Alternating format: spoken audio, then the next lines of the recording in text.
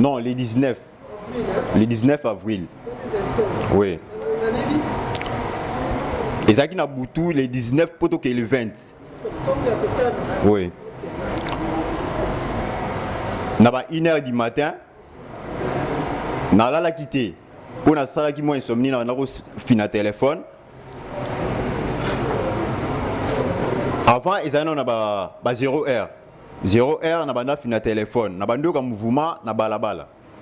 Batu bazoleka croyant que batu bazo ke ni matanga ndenge zalaki batu basangani bakatsa ngambu ya selemba pour ba ke ni matanga. Après na vandi na moni ba makele les autres progresser. Ba 1h du matin na yoki makolugu e utili kola mire kiti na kati ya lupango. Place pharmacie na ngezalaki.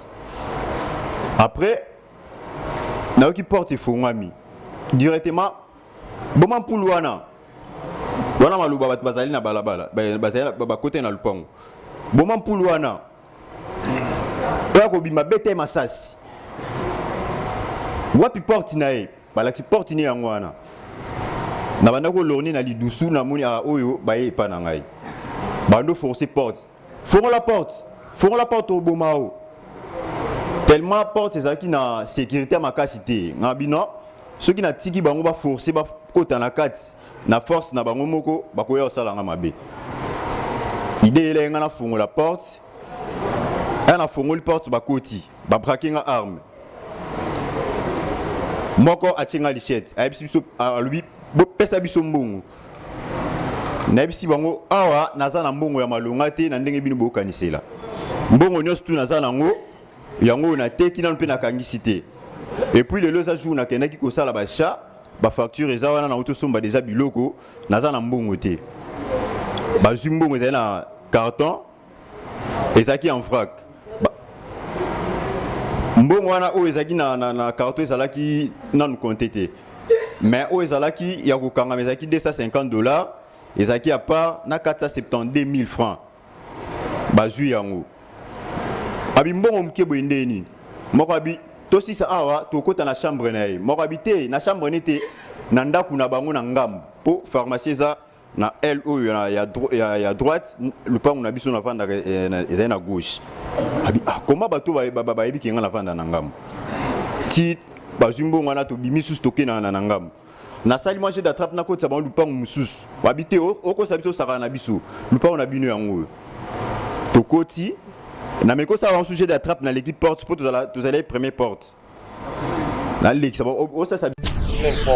ça effectivement na mona Isa abimi na simana e bazala mwa ebele ba miso parce que na ebi bango bazali baleki to na mo quartier nzinga na yaka ko mona merci di to benga ka mingi na kombo ya Sikibe oyo bayeki bebeli bakoti babandi kokota na bandako na taonga na bimi na tuni bango likambu nini babilongwana na okata yo wana Isa na tango na monite bakoyi kokota te na ndako epai na ngai mwana ya bebe aza na ndako awa pe na lupango biso tozalaka na bakuluna te mokonzi na tanga na bande kosala tofuna force po bakota te na porte Isa tombola machette akati ngai moti na simbi endeta na katani na moni mikuwa na misabe bani ko diembela na kangi loboko mbangu na kiti na poste ya police eza na avenue Kinsala na terrain 10 na kei na zuiba ya elema ba mati mbangu mokonzi koya bayaka ba prêter mais fort bakangi Isa bakangi na Sikibe bakangi na ba misusu me ba misusu bakanga devant justice bayaki kokoma te kaka mibale oyo nde na landa tosamba na bango kobanda na la. Ils étaient tellement nombreux. Le 8 mai 2025 vers 23h ils se sont introduits dans la maison en cassant la porte, violant Madame Mlusamba Fanny et sa fille Julia Mbala, âgée de 17 ans. Ils ont pris le bien de Valère dans la maison, une somme de 800 000 francs, plus $60 et autres biens de Valère. C'était sur l'avenue Lukula, numéro 26, quartier Le Goudi, dans la commune de Kalima. Il a été arrêté le 2 juin par les éléments de la police de Kintambo. Mini de machette, Monsieur le Président. Ils opèrent avec des machettes, avec de barres de fer, Monsieur le Président, caractérisées par la violence, Monsieur le Président. Président. Oyoki. Oui. Malobi. Aux hommes de la population. Il y a une partie civile. Exactement. Elle est dans la salle. Si, Madame Samuel est là. Elle va la protéger. On voulait demander si vous nous accordez que ça soit un peu à huis clos, c'est un cas de viol. Elle va la protéger. Elle va la protéger. On est au tribunal. On appellera Lima. On est au tribunal.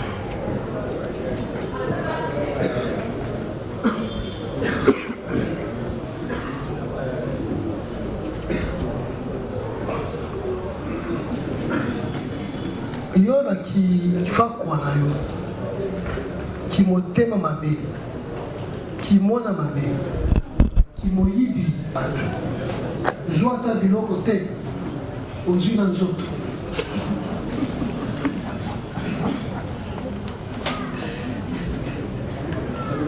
Bana basi bato, soni, me makasi na yo, muto makasi, no ya kosala biloko. Vous avez la machine. Au papa. Vous avez un bongo. Malheureusement. Bakari. Comment on kangayo n'a liché. Madame. Présent. D'accord. Aucune idée de ce qu'il parle de moi. On y a ça en français. Attends, les gars, c'est que les gars vont non. Moment d'intimidation, dans tout. Pas d'intimidation. Sur le français, ok. Je connais rien des accusations. Je ne sais rien. C'est pas français.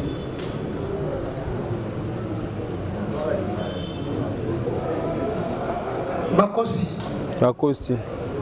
Bakosi. Ouais. Ça va. Le Kona Bakosi, yo tokosambisa yo moko na mwasi yango o affronter ye ayebisa biso polele. Qu'est-ce qui s'est passé? Oyoki? Oui. Ça va. Nous allons regarder ça. Nous notons qu'il sera procédé au huis clos à son égard. Ça va. Merci. 96. Il est sur la liste. Il est sur la liste.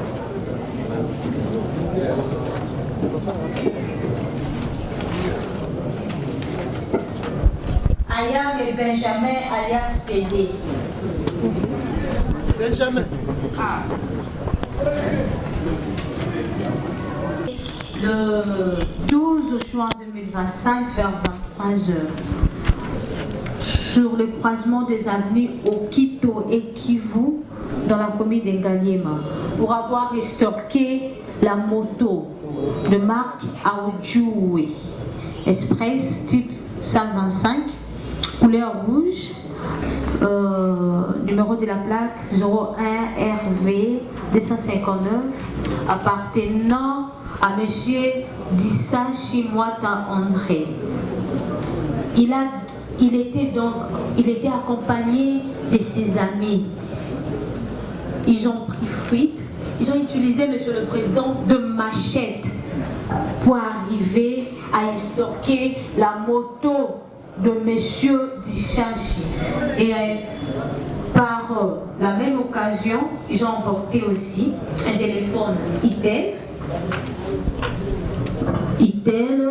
une somme de 25 000 francs.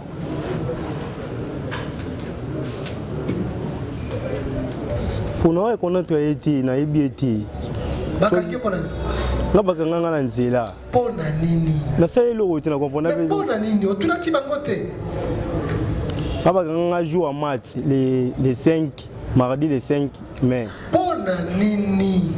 Bakanga pas kabondage joué. Bakabondage ngoko c'est la kayango pesa. Oui, c'est pas bakabondage. Kotambola. Na habité ngoko na oka. Faire 20h30. Bat pas quitté. Là qui match ya retour ya Barça Inter. Quand le match bakanga ba tout tempo, ti match c'est la 10 minutes na yoka ka ba tambola. On verra ton match qui mi-temps. Na bigité pour na hôtel voyage. Na bigité na kaita pa maman pour maman na Kulumba na Shaba Gambela. Ndika na kaita traverser Prince Bakanyinga. Na bana bana bon bakanga ba jeune belé baza ba pia bato banda ya bandi bombu bazao batele mola kisabiso bakanga bino bakanga belé ba tikiti tango comme na police émissioni ba émission teke to kangio pona kozokisa mutu lokola boy eloko mode si le loti ko yeba ngote eloko mode le loto yebi yango oui la défense interne. Monsieur le Président, la défense sollicite la comparaison si possible la victime, puisque on pense que telle photo là. Cette personne est sur votre liste. Oui. On va vérifier. C'est pour ça que nous sollicitons la comparaison de la victime, puisque nous aimerions poser quelques questions, juste pour élucider aussi, puisque le prévenu ne reconnaît pas la personne sur la photo. Mais dès que la personne sera devant nous, on pourrait poser des questions pertinentes qui peuvent élucider et dissiper les zones d'ombre qui peuvent incarner dans cette situation.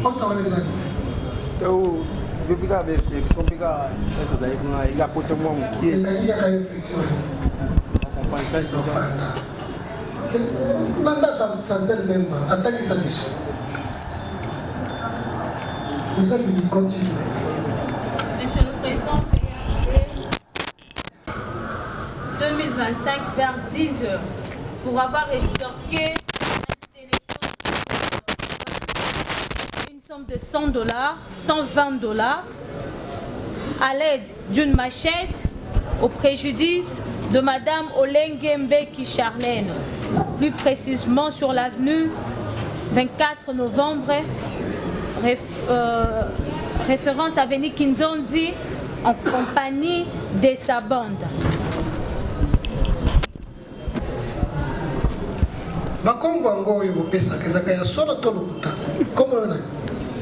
Nous di dodo. Sukawan. Yangwana ka.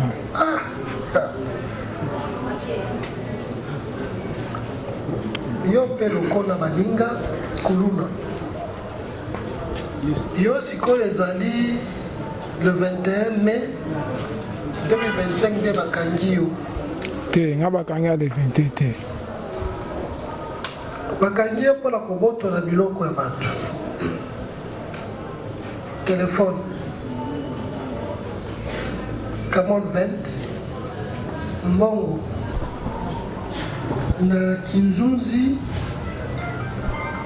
yo moko te na baike bobotoli mama Olenga Mbeki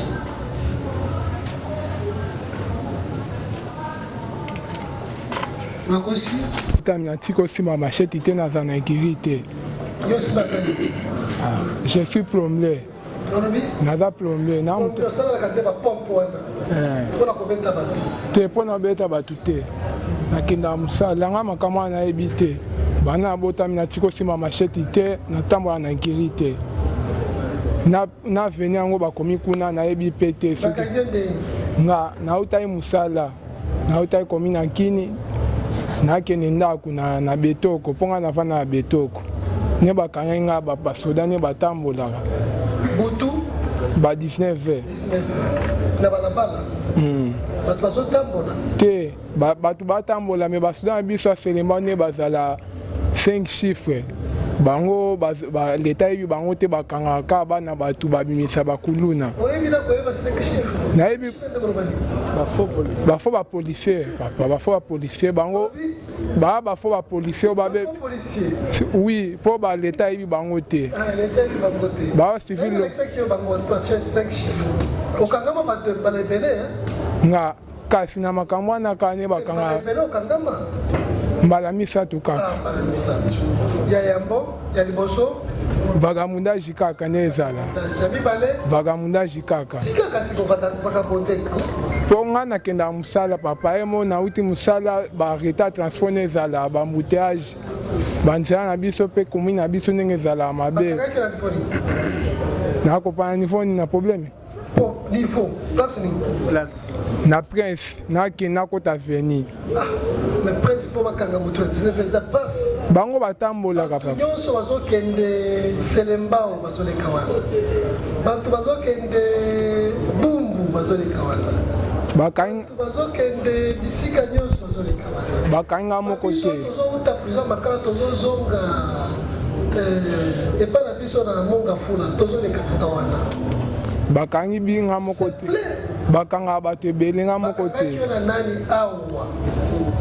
Na bato bazala sima na yo nani bakangaki yo ensemble. Bato ebele bakangi biso papa. Ya liboso vagabondage, ami bale vagabondage, ami satu vagabondage, zokande ami satu eza moyibi, kobotola, mbongo, $120, téléphone, et tu es fait à l'aide de machette. Papa, nga na vie na nga tiko si ma machette te. Na yebi machette te papa. Nous sommes un courrier sur le procès verbal que détient le ministère public et nous avons des questions à faire poser au ministère public. Et par rapport au procès verbal, si... Les procès verbaux sont ici.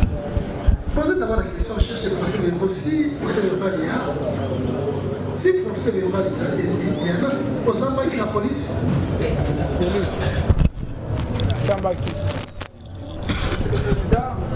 Le prévenu, il dit n'avoir pas été arrêté à la dette que vient donner le ministère public. Qui me connaît. Le 19. Ok. Le prévenu a été arrêté le 19 date. Le 19 mai. La preuve de vos allégations. La preuve. Ce sont les simples allégations du prévenu qui sont évangiles. Mais c'est le président. Nous pensons que les allégations. Cette façon de procéder, ça nous met mal à l'aise. Il y a tendance pour la défense de croire que le ministère. Vous voyez, Zabou. Qui? Zabou. Zabou. Yaga.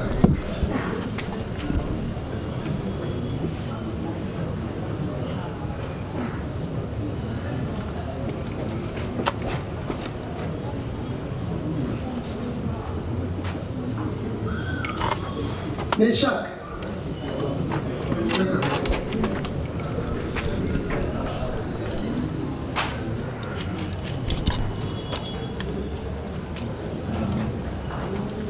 Zabou de Landou.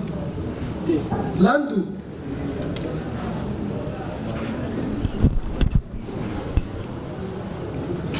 Goemani.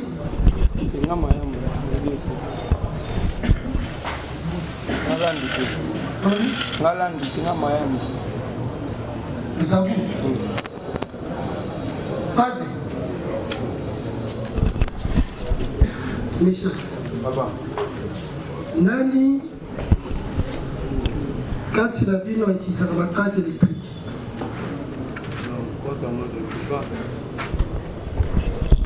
nani kati na bino akizaka calibre 12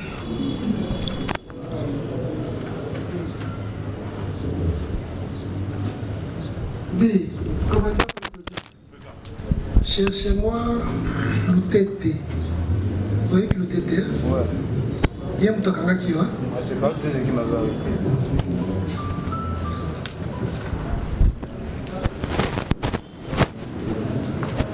Pade. Bakangende. Bakanga na utinda kuno ya ne bakanga ngai. Dans la face na yo. Vous allez avoir des décès épelés dans deux années. Pade. Papa. Dans la face na yo. Et tombe di ba dessin. Neti bik les kakara zoto na yo. Aïe. Bilo kumba le boso. Makosamba tako le tete akoya. Face na yo. Ezani. L'autre va. On a vu? L'autre. Maman a voté qui est boy. Yo? Ti. Ezani. Oba mena sanga nena zoka. On a vu? Nasala accident nena zoka. Accident compris pour ça. Kala ilo. Mais biso tout ça un accident ébélé. Donc il faut les face exacté. Oh il va trace les ans autres Ezani. Accident. Accident. Ya moto. Okupa la moto. Ndozo kikanelo. Padi. Papa. Ndozo kikanelo. Tinazoka mwa pote bele. Mususu mwenye ngote.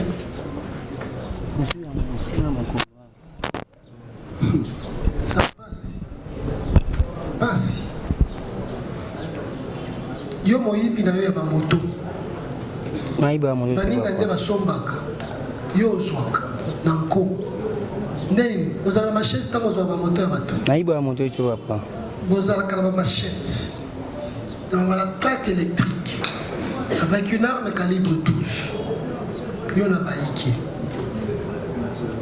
Tango commandant Lutete. Ya moto akangaki yo. Na akangaki yo. Pasoda Pécrime. Pécrime. Ya Delvaux. C'est ça. Wapi? Bakanga vers na lalu. Lalu. Ndenge ni? Naanda kobula bazonga likolo ya moto. Bokwei na bango makale kale. Ti naanda kobula bazonga likolo ya moto. Ndenge nini bato babulaka baza ebele mpona nini kaka nde bakoya kokanga osalaki nini bapese Pese te. babande koluka yo Ti. sikoyo bayaki ndeni Bon, moi de bon lekana na parking wana tobunda na parking nde bakanga ngana. donc bakangi yo mpona kobunda na parking babundaki na nani Na camarade ka ya parking tobula na bango. polisi soki eye kokanga bango babundi ekanga bango nyonso ndenge babundi abcd ndenge nini babundi bakangi kaka yo bakangaki yo na nani Nga moko. ata yo moko mpona Nde tobunda ka wana epi parking. bakina wapi Bakina ngana police ambatana. mbala moko auditoire mbala moko auditoire n'est-ce pas parce que olukisamaka balukaka yo yo mosaleli non seulement machette mais une arme de calibre 12 matraque électrique na baiki tokoconfronte yo tango commandant Lutete qui est chargé des investigations na police criminelle à Delvaux à Koya. Oyoki la défense. Na Kinzunzi yo bokote na baike bobotoli mama Olenga Mbeki.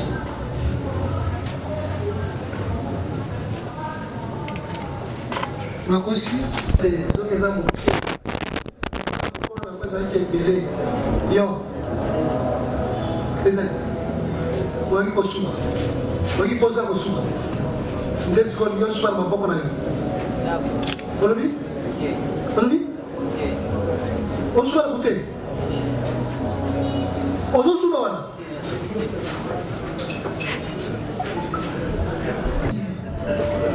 obosani makambo ya kala eza janvier nde kozoka mois de mai bakangi na mois de mai te il faut toujours l'apprendre c'est un travail scientifique et physique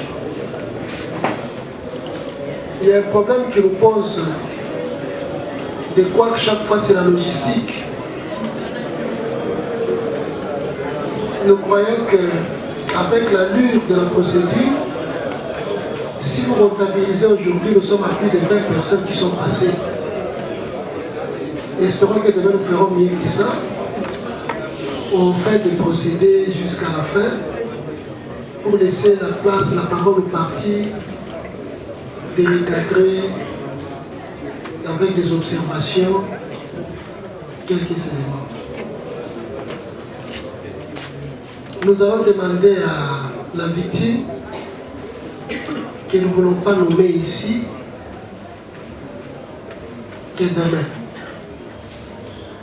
Nous allons commencer avec elle. Le temps pour nous de demander une place, une salle auprès du commandant, parce que si on s'en était cherché à demander, il n'y a pas d'électricité.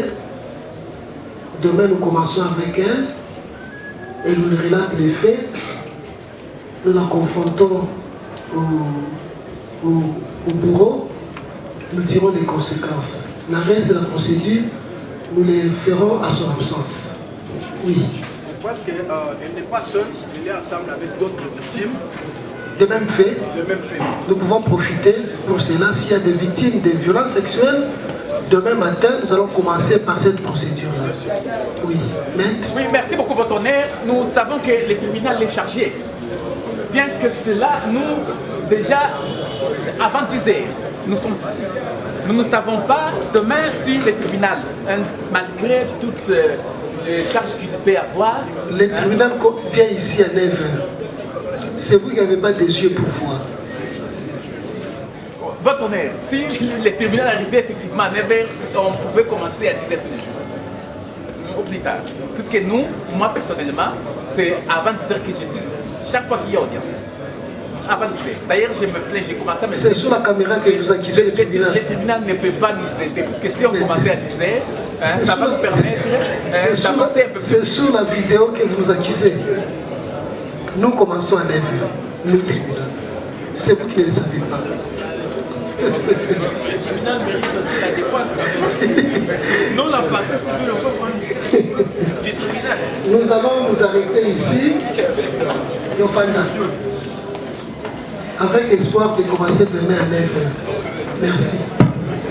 Honneur au tribunal.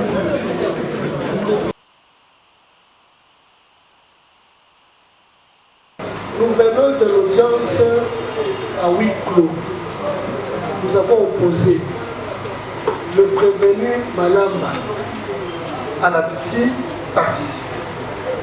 Tous les éléments de l'instruction ont été développés. Les autres éléments, parce que nous rappelons que chaque fois qu'il s'agit de la matière liée aux violences sexuelles, la victime, la partenaire devra être sécurisée, identifiée par un autre nom de code, Lima, et sera appelée Lima. Mais le jugement va sortir son nom. C'est pourquoi les autres éléments liés à cette procédure seront développés ultérieurement. Il a été dit que M. Malamba, non seulement a agressé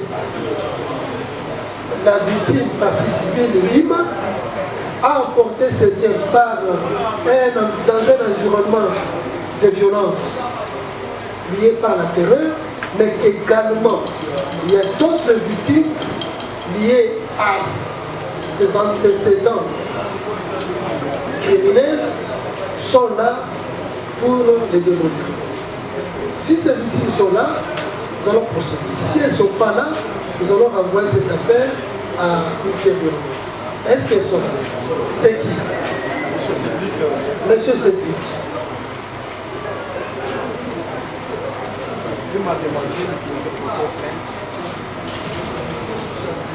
Lié aux violences sexuelles? Non. Au fond. De qui? Et c'est bien? Je sais bien. Par... Elle est où?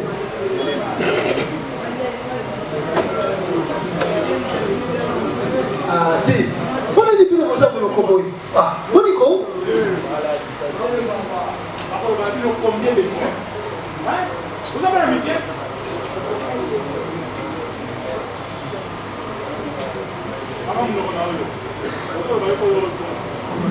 Monsieur Cédric,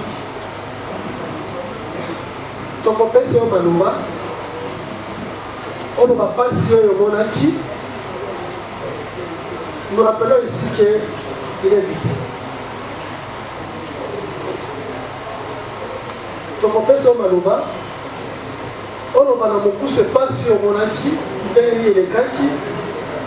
Et ceux qui vont reconnaître mon côté, Oyo, basalaki yo mpasi oyokani madame yo mpe lokola tokopesa yo maloba ntango tokopesa bino maloba okobanda nakomipesa kombo kombo na nga Tongolo Patala naza victime ya agression elekaki mokolo boye lolenge boye namonaki bango to namonaki ye toyokani sava yango pesa bango mikro konti na kombo kombo nanga Mangoa Mwanza Cedric.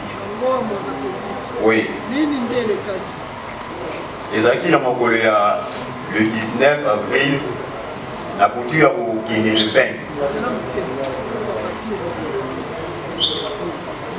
Non, le 19. Le 19 avril. Oui. Ezalaki na butu le 19 poto ke le 20. Oui. Na ba 1h du matin nalalaki te mpo nasalaki mwa insomnie na fina téléphone.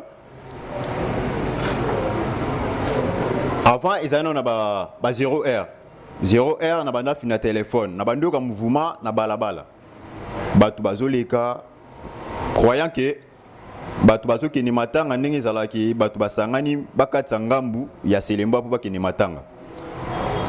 Après navandi namoni ba makele les autres progresser ba 1h du matin nayoki makolo euti likolo ya mire ekiti na kati ya lupango place pharmacie nangi ezalaki.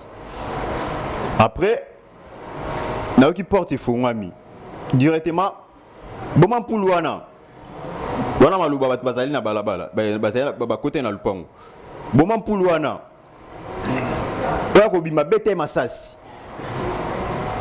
wapi porte na ye balaki porte ni yango wana na banda kolorni na lidusu na moni oyo baye epa na ngai bando forcer porte fongo la porte oboma o tellement porte ezalaki na sécurité makasi te ngabino soki na tiki bango ba forcer ba kota na kati na force na bango moko bakoya osalanga mabe idée elenga na fongo la porte na fongo la porte bakoti ba braquinga arme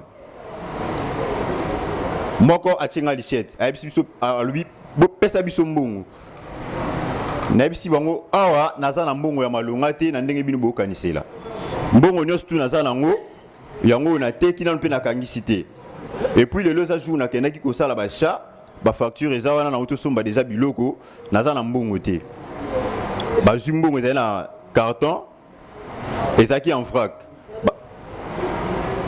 mbongo wana oyo ezalaki na carton ezalaki nanu compte te mais oyo ezalaki ya kokangama ezalaki $250 ezalaki à part na 472 000 francs bazwi yango abi mbongo moke boye nde nini moko abi tosisa awa tokota na chambre na ye moko abi te na chambre ne te na ndako na bango na ngambu mpo pharmacie eza na L oyo ya droite lupango na biso na vanda ezali na gauche abi comment bato bayebi kenga na vanda na ngambu ti bazwi mbongo wana tobimi susu toke na ngambu nasali mwa jeu d'attrape na kotisa bango lupango mosusu babi te okosa biso osakana na biso lupango na bino yango tokoti na meko ça va un sujet d'attrape dans l'équipe porte pour tous aller première porte dans l'équipe ça va ça biso bagé baki maman directement la porte bo fongo la porte to bo ndeko na bino na si papa bo fongo la porte ezangai ti ba fongo li porte ba koti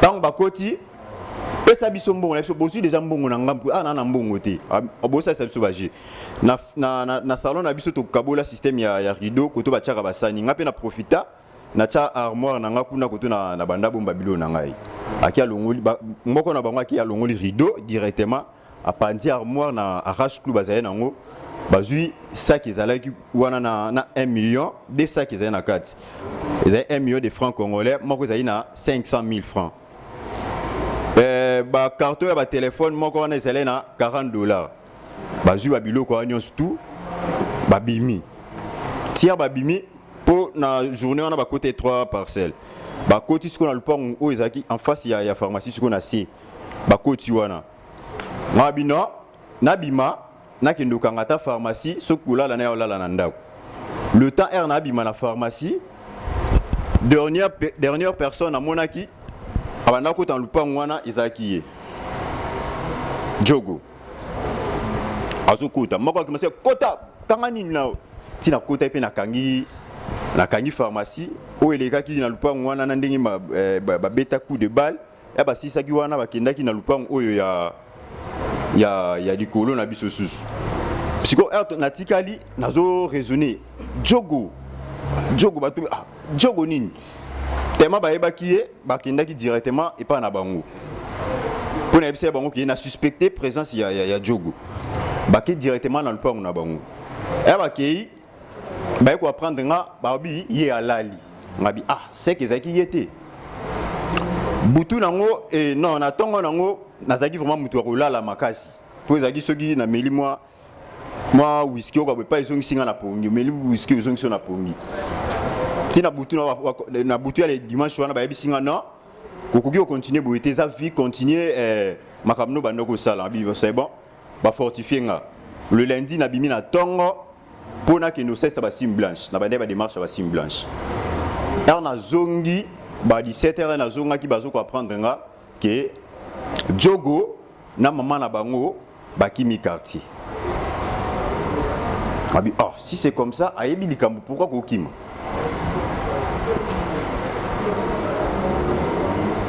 na souciat na sauté le dimanche wana tokendaki na souciat pour que porter plainte ba senga biso mbongo tema siko nazaki na mbongo te ba memaki nyonso ata ba mbongo ya mike ba 50 francs nyonso tokendaki na biso na zena mbongo te nde après 2 semaines na 4 jours yo ba ko côté pas ser nanga po toza même avenue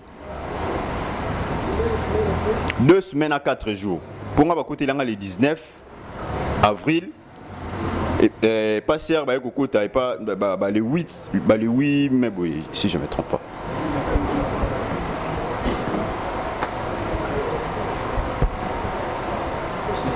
oui.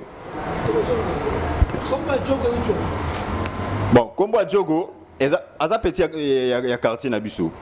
Tamto ba benga ke maestro champion Diogo menga depuis na benga ka Diogo parce que mo ba beta balé na ba ninga na.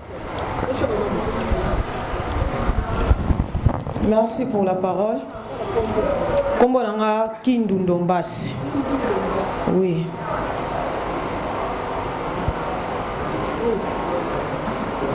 Ngape na vandi lukula numéro non Galema oui Galema oui na quartier Lubudi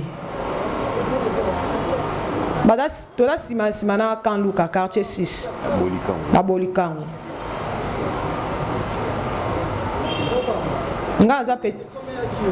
nga za petite sœur ya Fanny Ndombasi nde babenga kingai mambane le kanenga azalaki te nde babenga kinga na yaki to landeli yende expliquer nga bi na parmi bato bakotaki yi amonaki ye po ya ko toquer porte ba 22h ko ya ko somba ba vivre frère merci président tamia tiko sima machete te na zana girite je suis plombier nada plombier na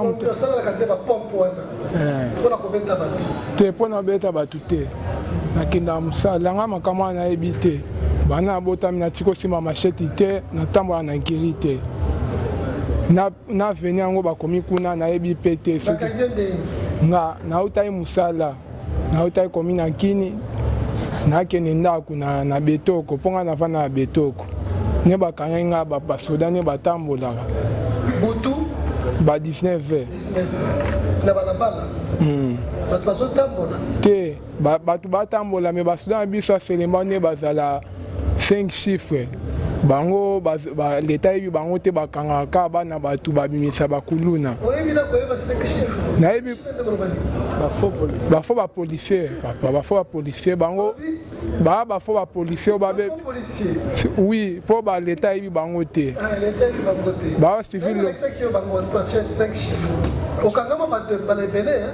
nga kasi na makambo wana kane bakanga mbala misato kaka ya yambo ya liboso vagabondage kaka nde ezala vagabondage kaka mpo nga nakendaka mosala papa ye mo nauti mosala bareta transport nde ezala bambouteage banzela na biso mpe komui na biso ndenge ezalaka mabe nakopana niveau nini na probleme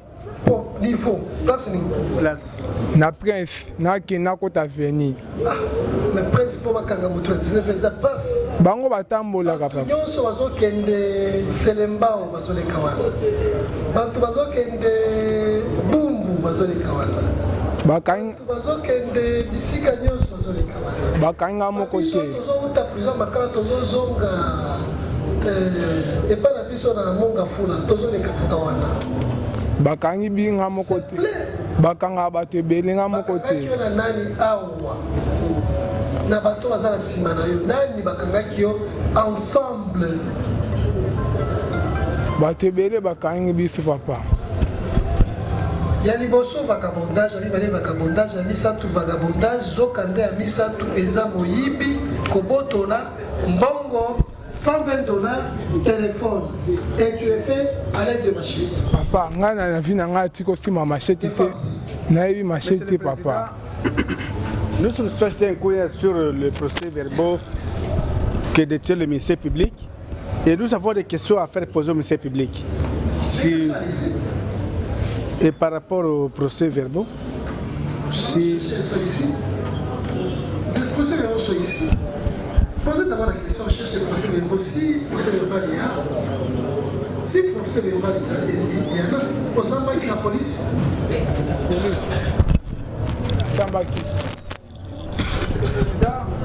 Le prévenu, il dit n'avoir pas été arrêté à la dette que vient donner le ministère public. Quelqu'un qui me connaît. Le 19. Ok. Le prévenu a été arrêté le 19 date. Le 19 mai. La preuve de vos allégations. La preuve. Ce sont les simples allégations du prévenu qui sont évangiles. Mais c'est le président. Nous pensons que les allégations... Cette façon de procéder, ça nous met mal à l'aise. Il y a tendance pour la défense de croire que le Cédric, on est bien. On est bien d'elle. On est bien. Ça va. Toi, tu connais la cousu. Il se fait qu'on déménage qui dans ta frère, on confirme encore. Tu peux nous donner la date précise de déménagement d'ailleurs? Le 22 avril. Le 22 avril. On a dit que le 19 déjà avril, moi je suis Cédric Azoua qui passe. Cédric, qu'est-ce que c'est? Nini Souchou. Ah, au moins le 22 avril. C'est un mensonge, au moins le 21 avril. Ça va. Le 22 dans le 21, ça va être déco. Bon, le 21, ça va être le 22. Tout compte fait, c'est dans l'état voisin. On veut qui, Madame Boka Cédric Alobi, le 19, tout ça qui est déjà les fêtes. Parce qu'à une heure du matin, c'est déjà les fêtes. À ce qui passe, il y a Bandeko Oyo, Bazabato Bakasi, Bakote Lakaï. Nous, ce qui nous intéresse, c'est l'environnement.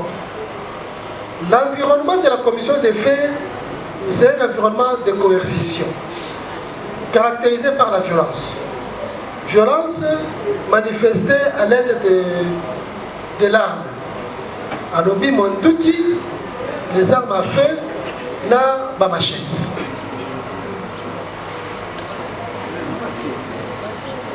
Trois, oui. Trois.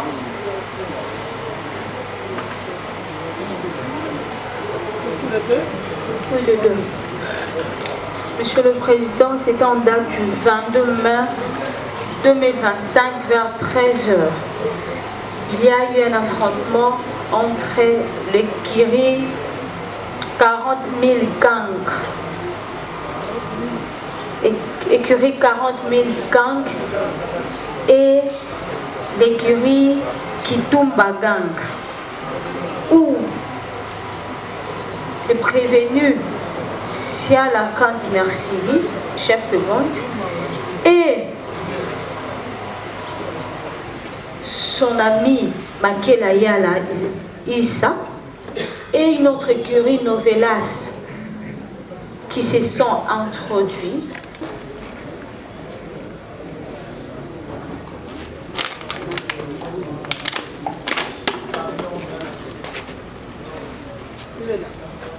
Monsieur le Président, nous sommes en date du 16 mai 2025, vers 0h sur l'avenue Mousseni, dans la commune de Bumbu. Monsieur Mbaloko Libota a été victimisé donc par ses prévenus qui étaient bel et bien accompagnés de ses amis qui sont en fuite, Monsieur le Président. Et Monsieur le Président, il avait visité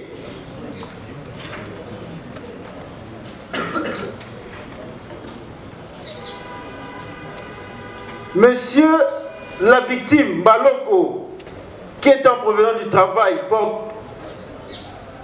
partait rendre visite à son ami. Arrivé donc sur l'avenue Mousseni, il va rencontrer ces inciviques qui s'approchaient de lui.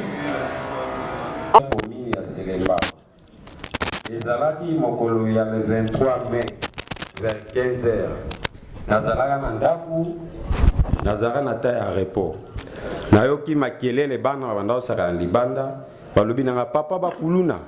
Na tango nazosutuka boye, nabima na porte ya ndaku, naye kokuta effectivement na mona Iza abimi na sima na ye bazala mwa ebele bamisu parce que na yebi bango bazali baleki to na mo quartier nzinga nzinga na yaka komona merci di to benga ka mingi na kombo ya Sikibe oyo bayeki bebeli bakoti babandi kokota na bandako na taonga na bimi na tuni bango likambu nini babilongwana na okata yo wana Iza na tango na monite bakoyi kokota te na ndako epai na ngai mwana ya bebe aza na ndako awa pe na lupango biso tozalaka na bakuluna te mokonzi na tanga na bande kosala tofuna force po bakota te na porte Iza tombola machette akati ngai moti na simbi endeta na katani na moni mikuwa na misape bandi kodiembela na kangi loboko mbangu na kiti na poste ya police eza na avenue Kinsala na terrain 10 na kei na zui ba elema ba mati mbangu mokonzi koya bayaka ba prêter mais fort bakangi Iza bakangi na Sikibe bakangi na ba misusu me ba misusu bakanga devant justice bayaki kokoma te kaka mibale oyo nde na landa tosamba na bango kobanda na la police toye na bango ti na auditorat na parquet na Ngalema ti na lelo nde nazali victime na bango mokonzi ezali ngai mutu bayaki kokata na ndako.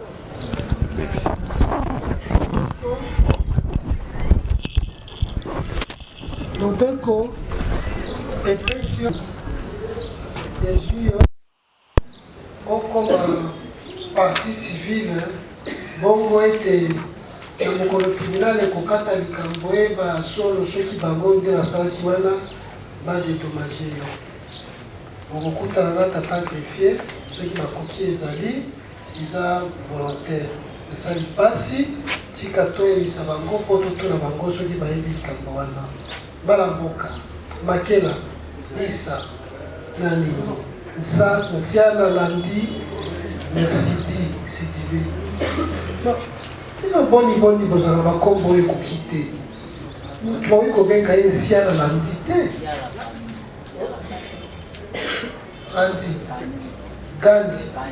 Gandi eza kombo ya bakoko na yo Sidibe Olivier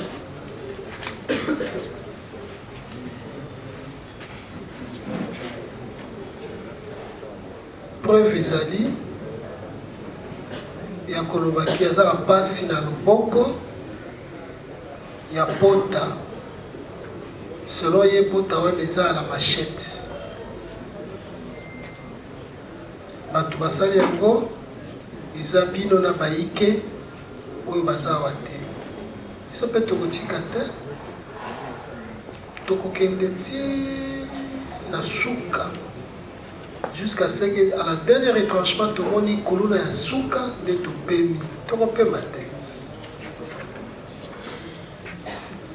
eza mpasi mwana mboka botamaki lolenge wana te lelo okomi na babandage mpo mabe asalaki mikolo wana ya kokutana na bino banani bana ya quartier oyo bayebi ye parce que yango mokonzi alibe commissaire public afundi olobi bazuzi botalelanga likambo oyo population komi na suka soki yo tribunal otelemeli te bakosila babengi yango kikuluna soki baavoka bazoloba soki tofungoli buka mobeko bo wana eza na français te tolobaki bakende kotala coronaires est ce que eza so tobandi na makela eza so siala est ce que osalaki makambo wana bakosi siala loba makasi mpo toyoka bakangi yo lolenge nini loba makasi banani bakangi yo na nzela mokolo nini te komosala te mpo likambo eza le 22 mai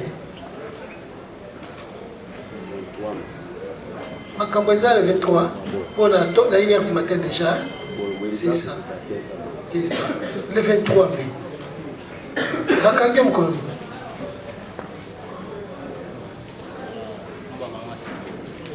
olobi mokolo nini le 24 le 24 banani bakangi yo ya wapi mpo na nini balobi osali nini ese kotambola na nzela eza mbeba kotambola na balabala ekomi mbeba na moi bato boni bazalaki na nzela bakangami te kaka yo sidibe bato boni bazalaki na balabala bakangami te kaka yo bakangaki bino bato boni sava na kati ya dossier bakangaki yo na banani ndenge osambaka na nani consort na nde boyebaka baconsort sava balobi nini ntango bakangi balobi nini buku likonzi elobi soki butu bakanga ye bayebisa ye ntina nini bakangi ye balobi nini ntango okomi na bureau tika komba tata na mama balobi nini ya motu yake yo oza awa parce que oyibi osali boye balobaki osali nini eloko te ntina eno tika koyeba te batika koyebisa yo ntina nini osalaka tala ye mbala boni omoni ye lelo kaka ok yo nani yo nde sidibe yo nani yo isa makela yo bakangi yo mokolo nini wapi 20 na 8 garage wapi na commune na sucette ya Kinzao balobi nini ntango bakangi yo na sucette ana tosambaka te bakomika bakombo mpo bakanga biso ebele misusu babimaka na jour awa baza wapi bataki nzao bakangaki na bango awa moto aza te biso nde tomatia tokomi tolali wana balobi osali nini nde tibea na quartier na biso so neti bakangi bokoti na bio batunaka non poste nakomba mama suka après lobi nango nde naomata commune naye na mati commune nalali jour tokoma le 22 le 22 de siku namoni mama obenga kombo na nga na bimibo namoni mama omonaki namoni ozokisinga nga nazokisi oyebaka ye namoni ka même jour kala sucette ande na omoni te oyebaka ye te na quartier Tiens, il y a eu comment on a eu ça. Nous avons le voir qui est de Moutaïb. Moi, il y a un indi de tête à fois. Oui, il y a un. Ce que il y a un, il y a un. Ndio hivi ya sasa ya na hii. Namuna wandi baya. Wandi? Namuna kende yake. Kule yani lobi pesa yake. Arangia. Tango moni lobi, alobi ozo kisi. Akose dio. Depuis na commune de Bandoro le. Est-ce que akosi? Akosi. Pourquoi utiliser la machette? Pourquoi? Attaque na sucette bakanga biso. La défense. 3 interventions. Allez-y. Monsieur le Président, nous voulons faire poser maintenant quelques questions à la partie civile. À la victime. À la victime. Allez-y, la première question. La première question, puisqu'ils sont à deux. Question. Oui, ils sont à deux. Question. Entre les deux, qui avait utilisé la machette pour laisser. La participation qui ne vous dit pas. Attendez. Allez fouiller dans les livres de Likulia. Allez, oyo tozola de la bino. Tango bakonti balandi na esika batamaki na kati ya pharmacie basali oyo basalaki bazwi biloko bazwi mbongo bayebaki lopango ya monene bakoti na lopango bazwi mpe mbongo kuna ce qui est passe. Mais la kotala il a eu des soupçons parce qu'à mon avis Djoko Banabongo a dit ah boni Djoko petit à quartier avec ça biso boye batimi na ndako kuna na ndako balobi parce qu'il y a contacté la chambre était balobi alali donc les aïd ce qui a tiqué les a côté ménage yo lobi les 22 il y a lobi les 21 makambo eleki le 20 on dit ah boni précipitation ya kodéménager c'est que petit wana azalaki 2 semaines après bazongi lisusu tozongi basolo tolobaki kuna on a parlé des expressions latines intempore et non suspect les temps suspects de la commission des faits on a dit là-bas déménager avant, déménager après, les faits restent des faits. Et yo lisusu batangi ye na makambo oyo ekomelaki madame Lima. Est-ce qu'on peut confirmer biso awa qu'effectivement entre le 21 et le 22 on déménageaki? Le 22, Nike Bozongo. Tous les années qui entre le 21 et le 22 au déménagement, tu confirmes ça? Oui. Pourquoi seulement choisir ce temps-là? Il y a un petit à quartier. Makambo ya lolenge wana ekoteli vient na yo Cédric oyoka ki yango ki bakotela ki bango na yoka ki pa mama na ngai alobaki na butu bayaki kolamusa ngai na butu ba vers ba 2 heures je pense.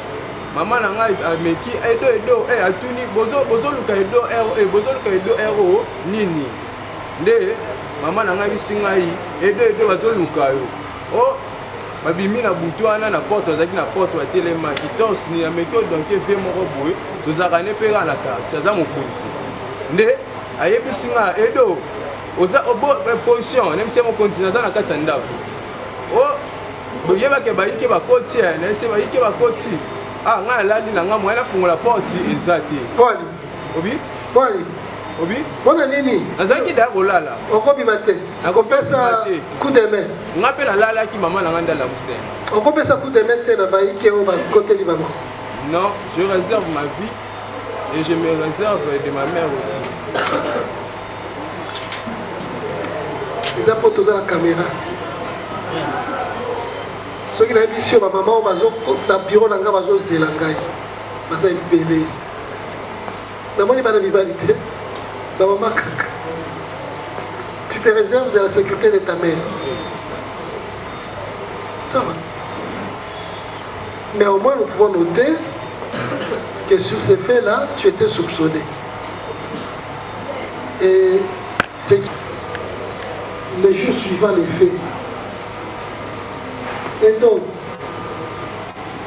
Djoko, oyebali na quartier lokola mata mabe bamama bayebaka yango akisaki to tona siko kofandeka mama osalaka deja kosala ipo combien nayebisa bashika na longwaki epa na biso tika ndenge bamotinanga bakufaki nazalaki lisusu 21 tu travail. Le travail, on est savait déjà. Pourquoi le Tinem Carman? Je la aide parce qu'elle est toute seule.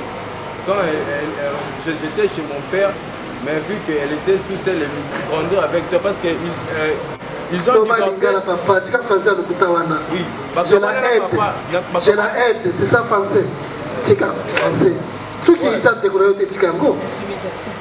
Comme ça, compagne qui s'habille sauté, français qu'on rafistonnait. Je la aide. Il y a des gens qui ont papa na biso na âge à 3 ans. Mais au moins nous notons que tu as déménagé dans les temps qui ont suivi l'agression de M. Cédric. Monsieur Yannick Ofran. Ce public continue notre redonne de chemin. Yango mokonzalibe commissaire public a fundi. Aujourd'hui, Bazouzi, hôtel la même Kamboyo. Population comme il a souka. Ceux qui ont terminé l'hôtel est mérité. Bakosila. Babengi yango Kikuluna. Parce qui va pas. Il faut que nous ayons comment les arts français. Le mec qui est écouté là, colonel. Est-ce que ça sont? Tu m'as dit la maquille là ici. Les arts sont les coups géminés.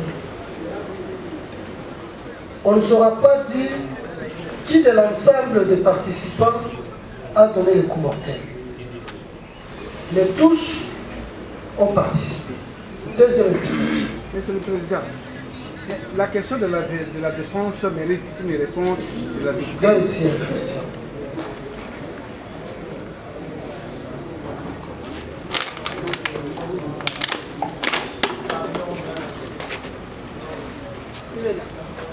Monsieur le Président, nous sommes en date du 16 mai 2025, vers 0h sur l'avenue Mousseni, dans la commune de Bumbu. Monsieur Mbaloko Libota a été victimisé donc par ses prévenus qui étaient bel et bien accompagnés de ses amis qui sont en fuite, Monsieur le Président. Et Monsieur le Président, il avait visité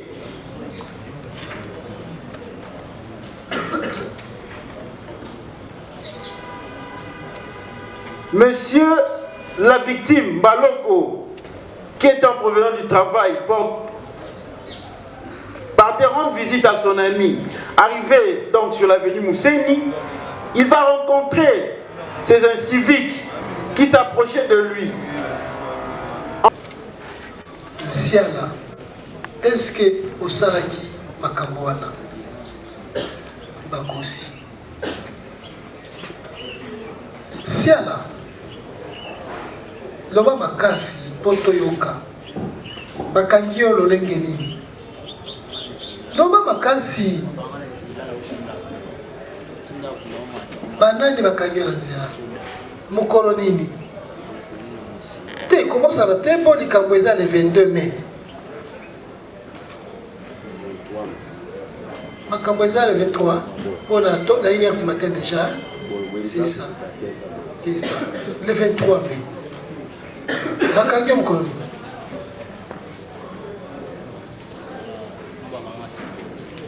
Colonie? Colonie le 24. Le 24. Banani Bakangio. Ya wapi pona nini balobi osali nini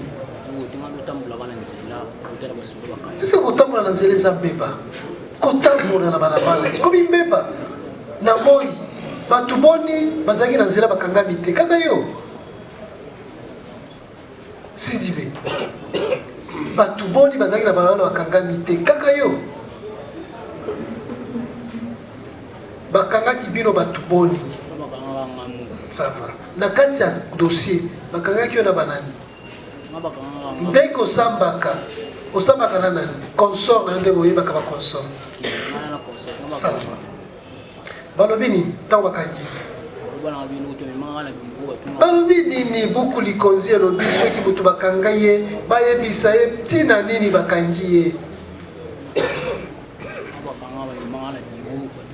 balobi nini ntango akomi na bureau tika kombo tata na mama balobi nini ya motu yake yo toza awa parceke oyibi osali boye balobaki osali eloko te ntina elo tika koyeba te batika koyebisa yo ntina nini osalaka tala ye mbala boni omoni ye lelo kaka ok yo nani yo nde Sidibe yo nani yo Isa bakena yo bakangi yo mokolo wapi 20 na 8 garage wapi na commune na société ya Kinzao balobi nini ntango bakangi yo na société wana tosambaka te bakomika bakombo mpo bakanga biso ebele misusu babimaka na jour awa baza wapi bato ya Kinzao bakangaki na bango awa moto aza te biso nde tomatia tokomi tolali wana balobi osali nini ndeti mpe na quartier na biso so neti bakangi bokoti na bio batunaka na baposte nakomba mama suka après lobi nango nde naomata commune na mati commune nalali jour tokoma le 22 de siku namoni mama obenga kombo nanga na bimi boye namoni mama omonaki namoni ozokisinga nga nazokisi oyebaka ye namoni ka même jour kala société ande na omoni oyebaka ye te na quartier nini yabi komona Isa ndezaka lobaka ye nde moto ayebi nga ayebi ka yaya na ye nde tete ka fois oyebi yaya na ye soki oyebi yaya naleki koyeba ndenge oyebi te yaya eza yaya na ye namona bandi bayaka namona ke nde ayaki akole yana elobi mpe azalaki araki yango ntango omoni alobi ozokisi akoseli yo depuis na commune nde bandi koloba estce akosi pourquoi utiliser la machette pourquoi ata kuna na société bakanga biso la défense 3 interventions allez-y Monsieur le Président, nous voulons faire poser maintenant quelques questions à la partie civile à la victime. Allez-y, la première question. La première question, puisqu'ils sont à deux. Question. Oui, ils sont à deux. Entre les deux qui avaient utilisé la machette pour laisser. La participation qui ne dit pas. Attendez. Allez fouiller dans les livres de Likulia. Allez. Il y a là-bas, Tiala, Kandi, merci. Qui ça? Tiala, Kandi, merci. C'était 3. Makela, Tiala, merci. Tiala. Tiala. Tiala, Kandi. Qui encore? Makela, Yala, Issa. Makela. Makela qui? Yala. Makela Yala. Balobi Kin France Télévision ne makam. Oza bezuta ba film bien. Otala ba émission bien. Kin France Télévision ne makam. Chaîne moko ya kanda. Aïe aïe aïe. Balobi so toloba minte. Musala ne makam. Abonnez massivement la chaîne France Kin TV et pas Yannick Wengebe. Yannick Wengebe donc.